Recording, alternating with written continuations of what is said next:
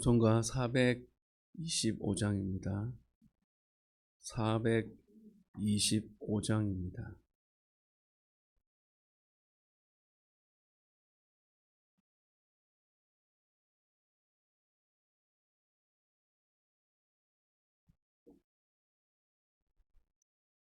주님의 뜻을 이루소서.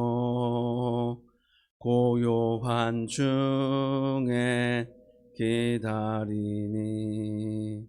진흙과 같은 날 빚으사 주님의 형상 만드소서.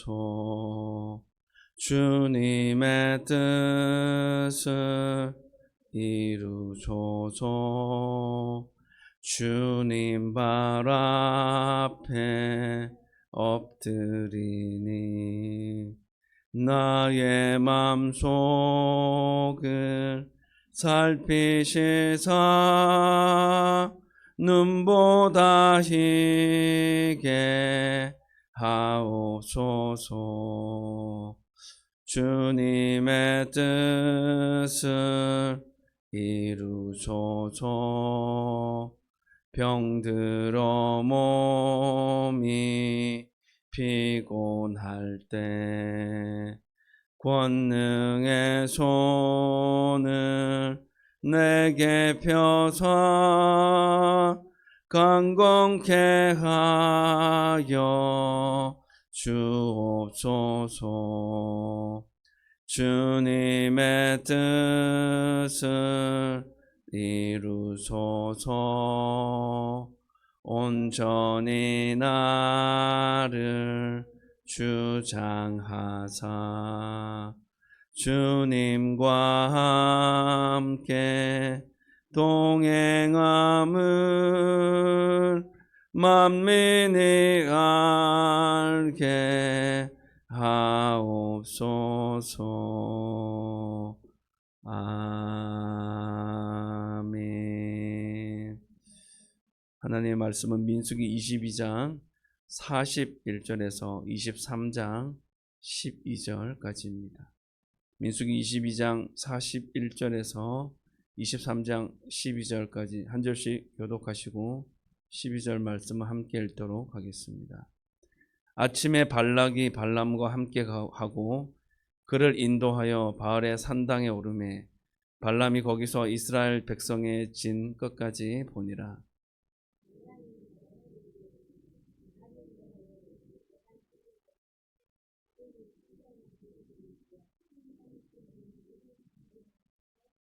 발락이 발람의 말대로 준비한 후에 발락과 발람이 제단에 숫송아지와 순양을 드리니라.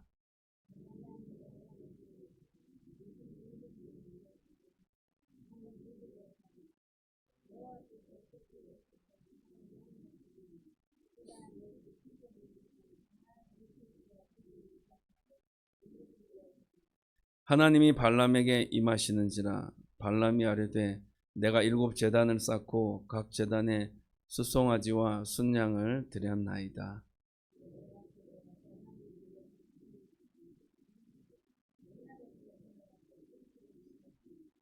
그가 발락에게로 돌아간즉 발락과 모압의 모든 고관이 번제물 곁에 함께 섰더라.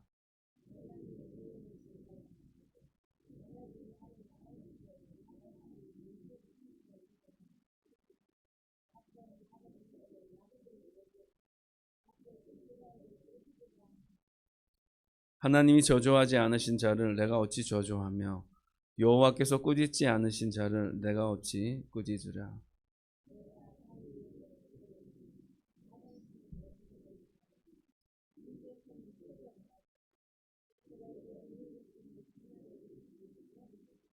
야곱의 티끌을 누가 능히 세며 이스라엘 4분의 1을 누가 능히 셀고 나는 의인의 죽음을 죽기 원하며 나의 종말이 그와 같기를 바라노라 하매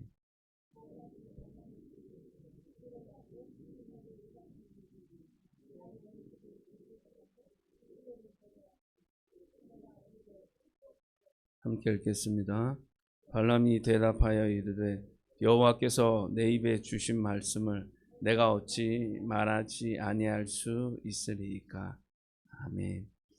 하나님 당신이 창조하신 이 세상에 대한 절대적인 주권을 가지고 계신 분이십니다. 그래서 참새 한 마리도 하나님의 허락 없이는 땅에 떨어지지 않는다라고 그렇게 말씀하십니다. 그렇다면 하나님이 축복하신 백성을 그 누가 저주할 수가 있겠습니까? 라는 질문을 오늘 본문의 말씀을 대하면서 우리가 생각해 볼 수 있습니다. 모압 왕인 발락은 이 발람을 시켜서 이스라엘을 저주하려 했습니다. 하지만 하나님의 뜻을 거스를 수는 없었습니다. 하나님의 절대적인 주권 앞에서 인간적인 모든 시도는 그저 헛될 뿐이며 하나님의 뜻은 온전히 이루어지게 될 것이다 라는 것을 오늘 말씀을 통해서 우리에게 다시 한번 더 말씀하고 계시는 것을 볼 수가 있습니다. 22장 41절 말씀 함께 읽기를 원합니다. 아침에 발락이 발람과 함께하고 그를 인도하여 발의 산당에 오르매 발람이 거기서 이스라엘 백성의 진 끝까지 보내라. 이튿날 아침에 발람은 발락을 데리고 바알의 산당에 올랐습니다. 이 바알의 산당은 오늘날로 말하면 바뭇 바알이라는 그런 지명으로 여러분들이 이해하시면 되겠습니다. 이곳은 어디냐면 아르논 강을 건너 모압 광야에서 어느 정도 떨어진 그런 장소라고 생각하시면 되겠습니다. 발락이 발람을 데려간 그 장소는 이스라엘의 진영 끝자락, 즉 일부분만을 보이는 곳이었습니다. 22장 41절 하반절에 보면 진 끝이라는 표현이 있는데 이 의미는 그 백성의 일부를 보여주려고 한다는 그런 표현을 사용하고 있습니다. 이 발락 왕은 발람에게 이스라엘의 그 거대한 위용을 감추고 싶어 했습니다. 그리고 앞으로 진행되는 이야기에서 발락은 세 가지 단계에 걸쳐서 이스라엘의 진영을 아주 확대해서 발람에게 보여주는 장면이 나타나게 되는 것을 볼 수가 있습니다. 23장 1절 2절 말씀 함께 읽기를 원합니다. 발람이 발락에게 이르되 나를 위하여 여기 제단 7을 쌓고 거기 수송아지 7마리와 순양 7마리를 준비하소서 하니 발락이 발람의 말대로 준비한 후에 발락과 발람이 제단에 수송아지와 순양을 드리니라. 모압 왕 발락은 발람을 높은 곳으로 데려가서 이스라엘의 진영을 보여주게 됩니다. 그리고 제단을 쌓고 제물을 드림으로 발람이 이스라엘을 저주할 수 있도록 준비할 수 있는 상황을 만들려고 합니다. 하지만 이 모압 왕 발락의 인간적인 방법으로 하나님의 뜻을 거스를 수는 없었습니다.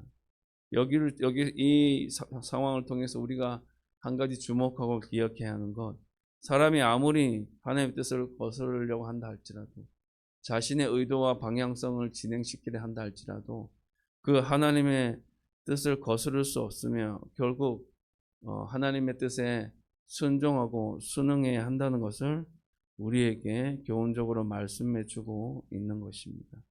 하나님이 복 주신 사람을 우리가 저주할 수 없습니다.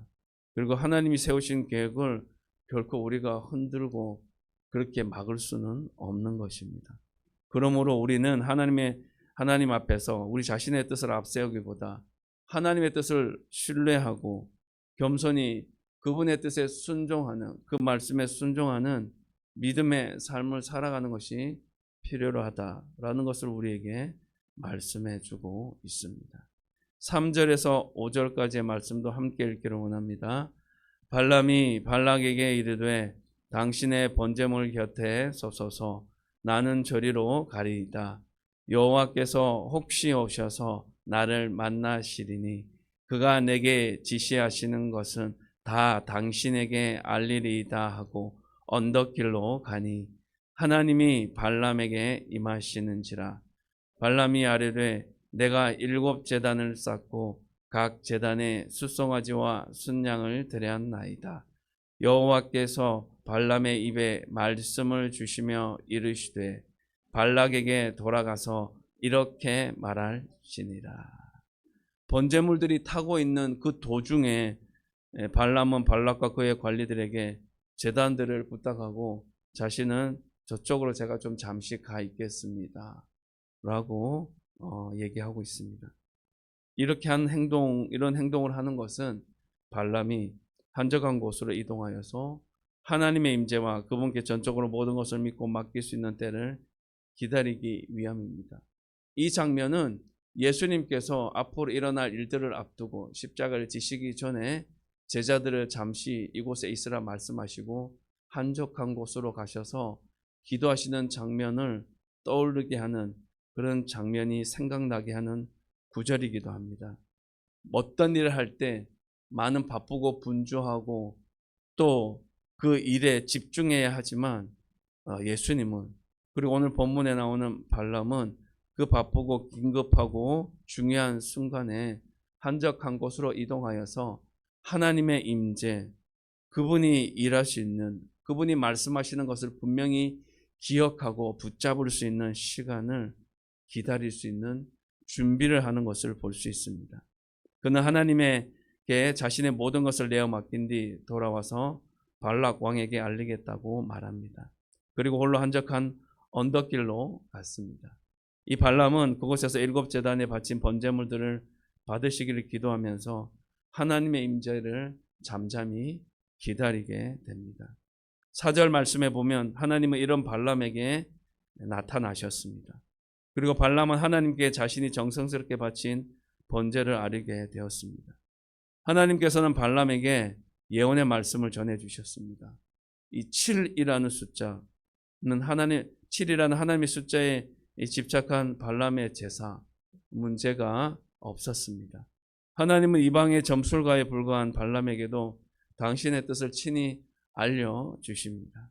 이스라엘 백성을 저주하려는 그 발락, 모압 왕 발락의 계획이 얼마나 헛된지를 깨닫게 하시기 위해서 이 발람의 그 마음을 주님 받아주시고 그에게 하나님 당신의 뜻을 알려주십니다. 그렇습니다. 하나님 오늘 우리에게도 이 발람에게 알려주신 것처럼 우리 믿음의 한 사람 한 사람에게도 찾아오셔서 하나님 당신의 뜻을 말씀해 주고 싶어 하십니다. 사랑하는 딸아, 사랑하는 아들아, 너를 향한 나의 계획은 이러하다. 앞으로 진행되어질 일들이 이렇게 될 것이다 라는 부분들을 말씀해 주고 싶어 하십니다. 우리가 할 수 있는 것은 다른 것이 아닙니다. 우리는 하나님의 음성을 그저 듣기만 하면 됩니다. 그리고 그분의 뜻을 잘 분별하여 순종하고 따르기만 하면 되는 겁니다. 사무엘의 고백처럼 말씀하옵소서 주의 종이 듣겠습니다 라는 믿음의 고백이 저와 여러분들의 믿음의 고백이 되어지고 이렇게 하나님 앞에 열린 마음을 가지고 살아가는 그런 저와 여러분들의 삶의 자리가 이어지게 되길 주님의 이름으로 축복합니다. 6절의 말씀 함께 읽도록 하겠습니다. 그가 발락에게로 돌아간즉 발락과 모압의 모든 고관이 번제물 곁에 함께 섰더라.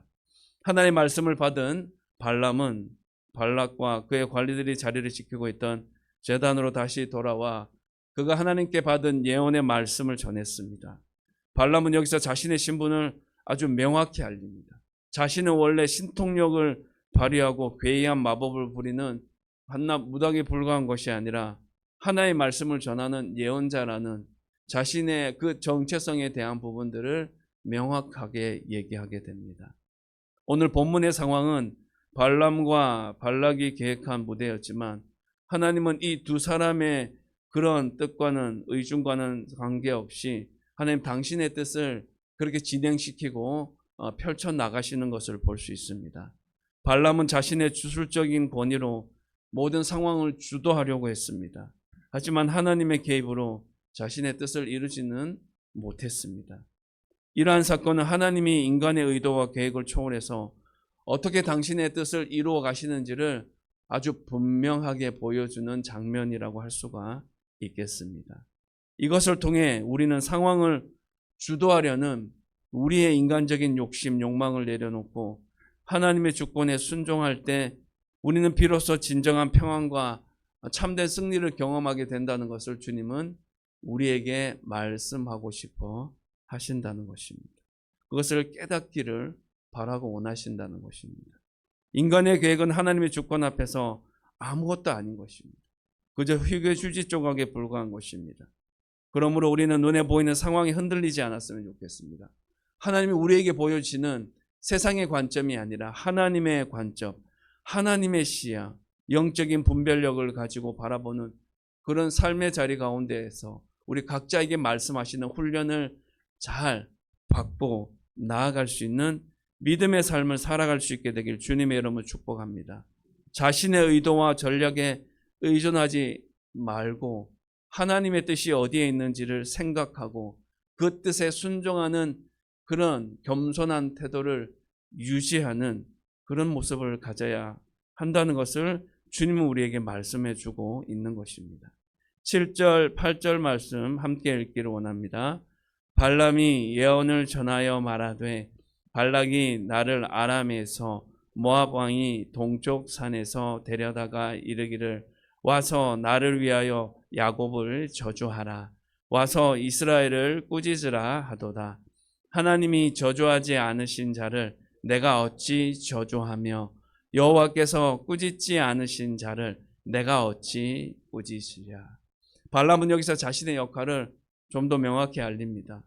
자신은 주술과 마술을 부리는 사람이 아니라 오직 여호와의 말씀만 전달하는 사명을 받았다는 것을 확인시켜 주고 있습니다.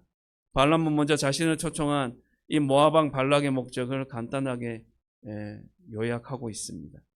이 발락 왕의 요구는 다름이 아닌 이스라엘의 군사적 위협에 직면한 모압을 위해 야곱을 저주하고 이스라엘을 좀 비난해 달라는 것입니다. 그렇게 해서 모압이 이스라엘을 물리칠 수 있게 해달라는 그런 의도를 가지고 있었다는 것입니다. 그런데 이 발람에 비해서 엉뚱한 예언이 쏟아집니다.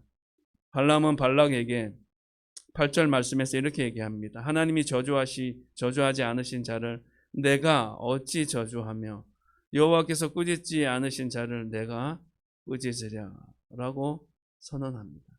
하나님이 이스라엘을 저주하지 않으시고 비난하지 않으시기 때문에 발람 그 자신도 하나님의 그분의 뜻을 거스를 수 없다고 얘기하고 있는 것입니다.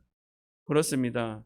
세상이 아무리 우리를 집어삼키려 한다 할지라도 세상 권력이 그 힘이 우리를 집어삼키려 한다 할지라도 하나님이 보호하시는 하나님의 백성은 하나님의 자녀는 결코 피해를 입거나 그 보호를 받게 되어지고 결코 해함을 받지 않게 될 것이다라는 것을 우리에게 말씀합니다. 로마서 8장 39절에 보면 높음이나 깊음이나 다른 어떤 피조물이라도 우리를 우리 주 그리스도 예수 안에 있는 하나님의 사랑에서 끊을 수 없으리라. 사도 바울은 세상의 그 어떤 피조물도 우리를 그리스도 예수 안에 있는 하나님의 사랑에서 끊을 수 없다고 선포하였습니다. 따라서 우리도 하나님이 지키시고 보호하신다는 분명한 확신 속에서 살아갔으면 좋겠습니다. 하나님의 손에서 우리를 빼앗을 자는 적어도 이 세상에서는 아무도 없다는 사실을 분명히 기억하고 좀 더 당당하게 믿음의 확신을 가지고 하루하루를 그렇게 주님과 동행하며 살아갈 수 있게 되길 주님의 이름으로 축복합니다. 9절 10절 말씀 함께 읽도록 하겠습니다. 내가 바위 위에서 그들을 보며 작은 산에서 그들을 바라보니 이 백성은 홀로 살 것이라. 그를 여러 민족 중에 하나로 여기지 않으리로다. 야곱의 티끌을 누가 능히 세며 이스라엘 4분의 1을 누가 능히 셀고 나는 의인의 죽음을 죽기 원하며 나의 종말이 그와 같기를 바라노라 하며. 발람이 바위 위 언덕에서 곧 바알의 산당에 있는 작은 산에서 목격한 이스라엘 민족은 그가 바라봤을 때 아주 특별했습니다. 왜냐하면 하나님이 그들을 선택하셔서 당신의 백성으로 삼으셨기 때문에 그 어떤 민족들보다 특별하게 보일 수 있었습니다. 9절 하반절에 보면 그들이 홀로 산다라는 표현을 사용하는데 이 표현은 다른 민족들과 달리 이스라엘 백성은 독보적인 그런 위세를 나타내며 이 땅에 거주하고 있다는 것입니다. 발람은 이스라엘 백성들이 얼마나 위대한 민족인지를 그렇게 선언하고 있는 것입니다. 또한 이스라엘 백성들은 티끌처럼 흙먼지처럼 헤아릴 수 없는 그런 많은 인구를 지닌 그런 강한 나라라는 것을 그렇게 표현하고 있습니다. 10절 상반절에 표현된 이스라엘 4분의 1이란 그런 표현은 발람이 관찰한 이스라엘 진영 그 일부를 가리키는 것입니다. 그렇다면 발람은 이스라엘 진영의 일부만을 보았을까요? 그렇지 않다는 것입니다. 이스라엘 백성들의 규모를 충분히 그렇게 가늠했다라고 볼 수 있습니다. 나아가 발람은 그렇게 복을 받은, 하나님의 복을 받은 이스라엘 백성을 굉장히 부러워합니다. 10절 후반절을 원어상 표현으로 바꿔보면 이렇게 말할 수 있겠습니다. 나도 이스라엘처럼 바른 사람들로 살다 죽으면 좋겠다. 그렇습니다. 하나님의 백성은 이렇듯 세상에서 존귀한 자들입니다. 바른 자들입니다. 의로운 사람들입니다. 이렇게 살다 죽는 저와 여러분들이 되셨으면 좋겠습니다.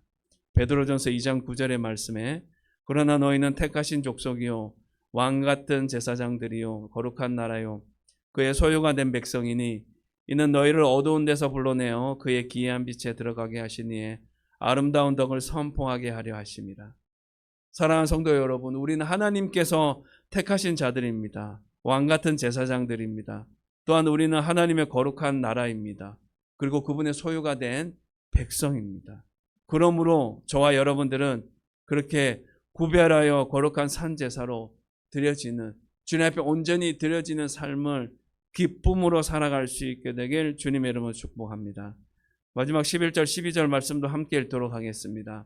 발락이 발람에게 이르되 그대가 어찌 내게 이같이 행하느냐 나의 원수를 저주하라고 그대를 데려왔거늘 그대가 오히려 축복하였도다. 발람이 대답하여 이르되 여호와께서 내 입에 주신 말씀을 내가 어찌 말하지 아니할 수 있으리까. 전혀 예상하지 못한 발람의 그 예언을 들은 발락은 당황한 기색을 보이며 그에게 아주 강력히 항의하게 됩니다. 이스라엘을 저주해 달라고 했는데 지금 뭐 하는 행동이냐고. 오히려 축복을 선포하고 있는 그 발람을 보며 이 모압 왕 발락 왕은 얼마나 당황했을까요? 하지만 발람은 이 발락 왕에게 선포한 자신의 발언을 취소하지 않습니다. 발람은 여호와께서 내 입에 주신 말씀을 내가 감히 뭐라고 어떻게 바꾸어 말할 수가 있겠습니까? 분명히 선언하고 있습니다.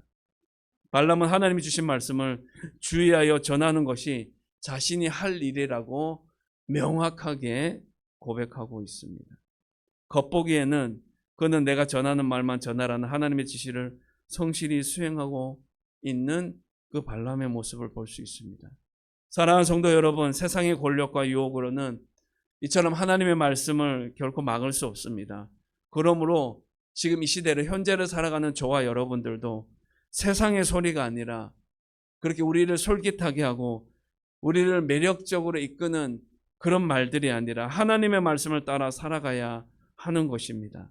언제나 하나님의 뜻에 순종하며 어떠한 상황에서도 주님이 우리에게 주신 말씀을 붙잡고 나아가는 것, 그것이 하나님의 자녀이자 백성인 저와 여러분들이 마땅히 기억하고 그렇게 실천해야 할 삶의 모습이다라는 것입니다.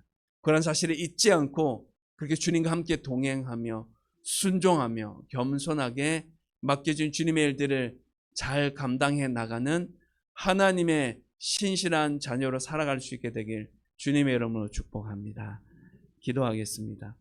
하나님 아버지, 오늘의 말씀을 통하여서 사람이 어떠한 계획과 준비와 그 방향성을 정한다 할지라도 결국 하나님은 하나님 당신의 뜻을 이루어 가시고 진행시켜 나가시고 반드시 이루어 가심으로 말미암아 하나님은 살아 역사하시는 분이시라는 것을 분명히 이스라엘 백성들에게 그리고 그 일들을 진행하는 사람들에게 그리고 현재를 살아가는 우리들에게 분명히 말씀하여 주신다는 것을 깨달아 알 수 있도록 도와주셔서 참 감사합니다. 이런 모든 것이 주님의 은혜라는 사실을 늘 기억할 때마다 주님, 이 또한 감사합니다라는 믿음의 고백이 끊어지지 않게 도와주시옵소서. 무엇보다도 우리의 연약한 육신과 의지로는 매 순간 인간적인 생각과 세상의 욕망과 기준을 따라갈 수밖에 없사오니 그 세상적인 기준과 방향성에 사로잡혀 이끌리고 끌려다니는 존재가 아니라 오직 하나님의 영, 성령에 사로잡혀 하나님의 분명한 말씀의 기준에 따라 순종하며 살아갈 수 있는 하나님의 사람, 하나님의 백성, 하나님의 자녀라만 올곧게 살아갈 수 있는 은혜와 복 허락하여 주시기를 간절히 바라고 소망합니다. 사람들이 뭐라 하든지 어떤 권력 있는 자들이 어떻게 우리를 짓누른다 할지라도 오직 우리가 해야 할 것은 하나님의 말씀을 기억하고 마음판에 되새기고 그 말씀대로 순종하며 기도하며 나아가는 것, 그것이 우리가 해야 할 마땅한 믿음을 가진 자의 신실한 도리라는 것을 잊지 않고 살아가게 하여 주시옵소서. 주님, 이 시간 기도합니다. 오늘 아버지 하나님 경로 관광을 떠나게 되었습니다. 함께 하시는 많은 분들이 있습니다. 출발하는 그 순간부터 아버지 하나님, 아버지 목적지에 도달해 아버지 하나님 많은 것들을 보고 또 아버지 일정을 잘 소화하고 교회로 돌아오는 모든 일정 가운데 함께 하여 주시고 한 건의 안전사고도 생기지 않게 도와주시고 하나님이 주신 자연을 마음껏 누리며 감사하며 아버지 하나님 즐겁게 누리는 귀한 시간들로 잘 보내고 돌아올 수 있도록 도와주시옵소서. 육신적인 연약함이 있다 할지라도 그 연약함을 잠시 감추어 주시고 아버지 하나님, 주님이 주신 그 육신의 강건함을 도모하며 주님이 주신 자연을 만끽하는 귀한 시간들로 이 하루를 보내게 하여 주시옵소서. 주님, 우리의 삶의 자리 가운데 많은 것들이 있습니다. 그러나 삶의 우선순위가 주님을 찾는 것, 주님을 붙드는 것, 주님을 기억하고 의지하며 나아가는 것임을 늘 잊지 않고 살아가게 도와 주시옵소서. 아버지의 성경 153 올람 아버지의 귀한 운동을 진행하는 가운데 있습니다. 우리에게 주시는 그 말씀을 마음판에 되새기게 하여 주시고 그 말씀을 통하여서 옛적 길, 선한 길, 그 믿음의 길을 올곧게 잘 걸어갈 수 있는 저희들이 될 수 있는 은혜와 복도 허락하여 주시옵소서. 주님 아버지 하나님, 이 자리에 함께하고 싶고 귀한 아버지 하나님 믿음의 자리 가운데 함께하고 싶으나 육신적인 연약함이 있어서 함께하지 못하는 성도들이 있습니다. 저들을 기억하여 주시옵소서. 암투병으로 힘겨운 싸움을 계속해서 이어나가는 분들 또한 있습니다. 저들에게 아버지 주님 함께 동행하여 주시고 임마누엘의 하나님 함께하여 주시고 여호와의 삼마의 하나님 거기에 함께 계셔 주시옵소서. 아버지 환우들의 손길을 또 아버지 하나님 치료를 받고 회복의 손길을 기다리며 가정에서 요양하고 있는 그 여러분들 주님 기억하여 주시고 저들의 육신의 아버지의 그 연약함이 서서히 회복되어지고 나아짐을 얻을 수 있게 하여 주시어서 주의 전에 다시 나와 예배하며 기도하며 성도의 교제를 아름답게 나눌 수 있는 은혜와 복 허락하여 주시옵소서. 이 새벽에 우리를 불러주셨사오니 말씀을 기억하며 우리의 기도 제목을 붙들고 간절히 주님의 뜻만을 바라보며 순종하며 주님 앞에 아뢰며 나아갈 때 응답하여 주시고 우리의 기도에 신실하게 응답하여 주시는 살아 역사하시는 주님의 그 음성을 듣는 귀한 이 시간 되게 하여 주시옵소서. 우리의 모든 예배를 아버지의 기도를 기뻐 받아주시는 예수님 거룩하신 이름으로 기도합니다. 아멘. 하늘에 계신 우리 아버지, 아버지의 이름을 거룩하게 하시며 아버지의 나라가 오게 하시며 아버지의 뜻이 하늘에서와 같이 땅에서도 이루어지게 하소서. 오늘 우리에게 일용할 양식을 주시고 우리가 우리에게 잘못한 사람 용서하여 준 것 같이 우리 죄를 용서하여 주시고 우리를 빠지지 않게 하시고 악에서 구하소서. 나라와 권능과 영광이 영원히 아버지의 것입니다. 아멘.